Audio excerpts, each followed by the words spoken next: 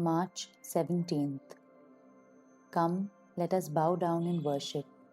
Let us kneel before the Lord our Maker.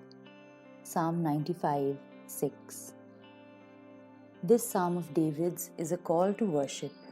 In fact, there are 3 calls to worship in this psalm, and from them we get a wonderful picture of how our view of God determines our worship. First, David calls the people to sing for joy and shout aloud. Who are they worshipping in such an exuberant fashion? The one who is the rock of their salvation.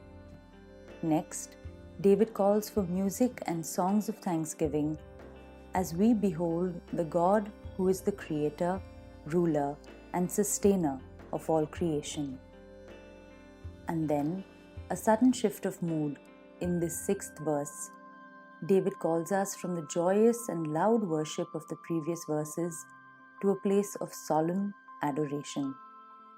All the 3 verbs, bow down, worship, and kneel, refer to a posture of surrender, down on our knees, or even faces, before Yahweh, our Maker.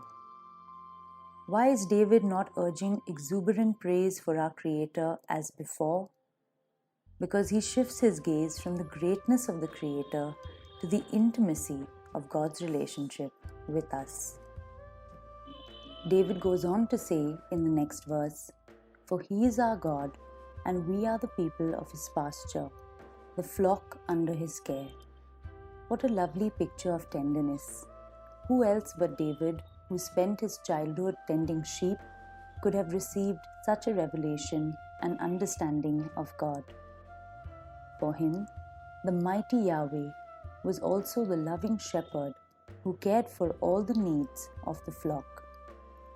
David knew how much he had to do to protect and provide for the flocks under his care, and he recognized that God did the same, even more, for his people. David, even as king, had no problem considering himself and his people as sheep in God's pasture, with all the dependence upon God that it entailed.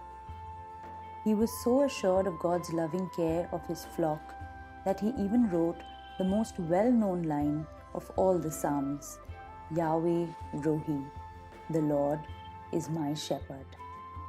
Today, bow down in adoration before your good shepherd and rest in the safety and security and comfort of being part of the flock under his care. Today's prayer, Lord, I bow down in worship to you, my Maker and my Shepherd.